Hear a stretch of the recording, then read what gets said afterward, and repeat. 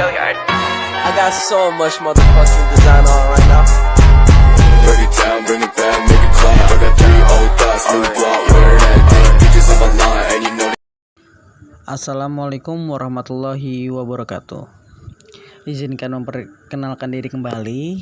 Seperti yang tertera, nama saya Andika Hardiansyah, NPM 234111107 dari kelas manajemen 23B.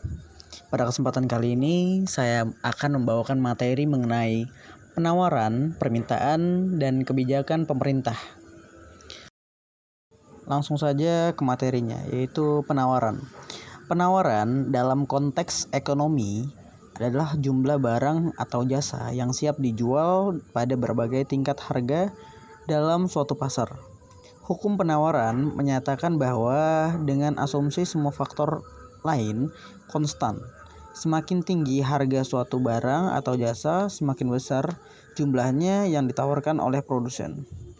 Penawaran dipengaruhi oleh faktor-faktor seperti biaya produksi, teknologi, harga input, kebijakan pemerintah, dan ekspektasi produsen terhadap pasar. Grafik penawaran menunjukkan hubungan positif antar harga dan jumlah barang yang ditawarkan, menciptakan garis penawaran yang naik.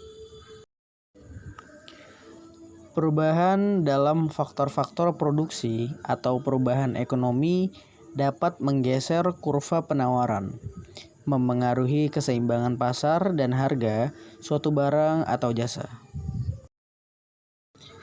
Selanjutnya yaitu permintaan.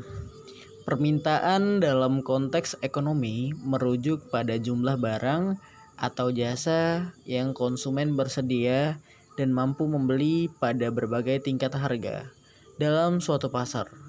Hukum permintaan menyatakan bahwa dengan asumsi semua faktor lain konstan, semakin rendah harga suatu barang atau jasa, semakin besar jumlahnya yang diminta oleh konsumen.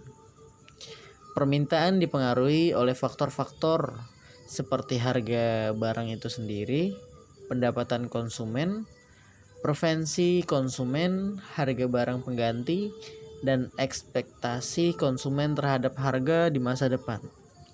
Grafik permintaan menunjukkan bahwa hubungan negatif antara harga dan jumlah barang yang diminta menciptakan garis permintaan yang menurun. Perubahan dalam faktor-faktor seperti pendapatan atau preferensi konsumen dapat menggeser kurva permintaan, memengaruhi keseimbangan pasar dan harga suatu barang atau jasa. Faktor-faktor ini saling berinteraksi dengan penawaran untuk menentukan harga dan kuantitas di pasar. Selanjutnya yaitu kebijakan pemerintah. Kebijakan pemerintah merujuk pada langkah-langkah yang diambil oleh pemerintah untuk mencapai tujuan tertentu dalam pemerintahan dan ekonomi. Kebijakan ini dapat mencakup berbagai bidang, termasuk ekonomi, pendidikan, kesehatan, lingkungan, dan lainnya.